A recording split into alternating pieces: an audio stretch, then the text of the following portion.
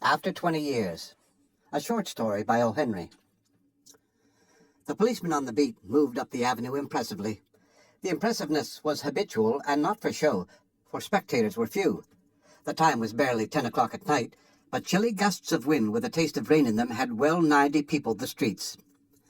Trying doors as he went, twirling his club with many intricate and artful movements, turning now and then to cast his watchful eye adown the Pacific thoroughfare, the officer, with his stalwart form and slight swagger, made a fine picture of a guardian of the peace.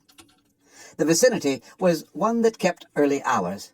Now and then you might see the lights of a cigar store or of an all-night lunch counter, but the majority of the doors belonged to business places that had long since been closed. When about midway of a certain block, the policeman suddenly slowed his walk. In the doorway of a darkened hardware store a man leaned, with an unlighted cigar in his mouth. As the policeman walked up to him, the man spoke up quickly. "It's all right, officer," he said reassuringly. "I'm just waiting for a friend. It's an appointment made 20 years ago. Sounds a little funny to you, doesn't it? Well, I'll explain it if you'd like to make certain it's all straight. About that long ago, there used to be a restaurant where this store stands. Big Joe Brady's restaurant." "Until 5 years ago," said the policeman. "It was torn down then." The man in the doorway struck a match and lit his cigar. The light showed a pale, square-jawed face with keen eyes and a little white scar near his right eyebrow. His scarf pin was a large diamond, oddly set. 20 years ago tonight," said the man, "I dined here at Big Joe Brady's with Jimmy Wells, my best chum and the finest chap in the world. He and I were raised here in New York, just like two brothers together. I was 18 and Jimmy was 20. The next morning I was to start for the West to make my fortune. You couldn't have dragged Jimmy out of New York.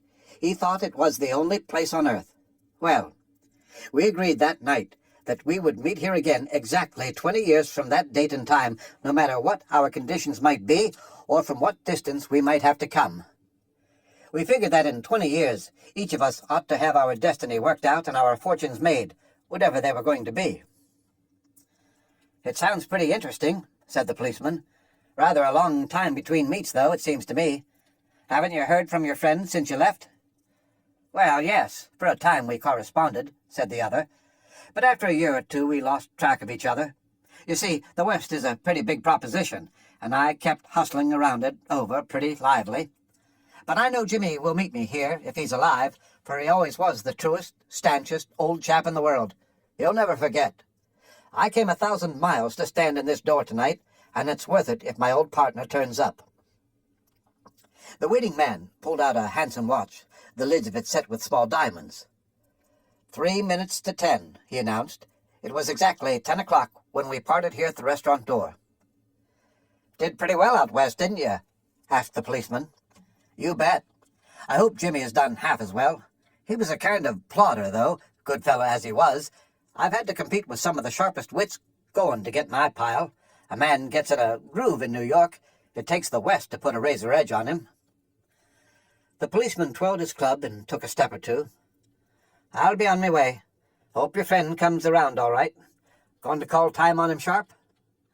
"I should say not," said the other. "I'll give him half an hour at least. If Jimmy is alive on earth, he'll be here by that time. So long, officer." "Good night, sir," said the policeman, passing on along his beat, trying doors as he went. There was now a fine, cold drizzle falling, and the wind had risen from its uncertain puffs into a steady blow. The few foot passengers astir in that quarter hurried dismally and silently along with coat collars turned high and pocketed hands. And in the door of the hardware store, the man who had come 1,000 miles to fill an appointment, uncertain almost to absurdity, with the friend of his youth, smoked his cigar and waited. About 20 minutes he waited, and then a tall man in a long overcoat with collar turned up to his ears hurried across from the opposite side of the street. He went directly to the waiting man. "Is that you, Bob?" he asked doubtfully. "Is that you, Jimmy Wells?" cried the man in the door. "Bless my heart," exclaimed the new arrival, grasping both the other's hands with his own. "It's Bob, sure as fate. I was certain I'd find you here if you were still in existence. Well, well, well. 20 years is a long time. The old restaurant's gone, Bob. I wish it had lasted so we could have had another dinner there. How has the West treated you, old man?" "Bully. It's given me everything I asked it for. You've changed lots, Jimmy. I never thought you were so tall by 2 or 3 inches. Oh, I grew a bit after I was 20. Doing well in New York, Jimmy? Moderately. I have a position in one of the city departments. Come on, Bob. We'll go around to a place I know of and have a good long talk about old times.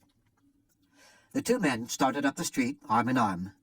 The man from the West, his egotism enlarged by success, was beginning to outline the history of his career. The other, submerged in his overcoat, listened with interest.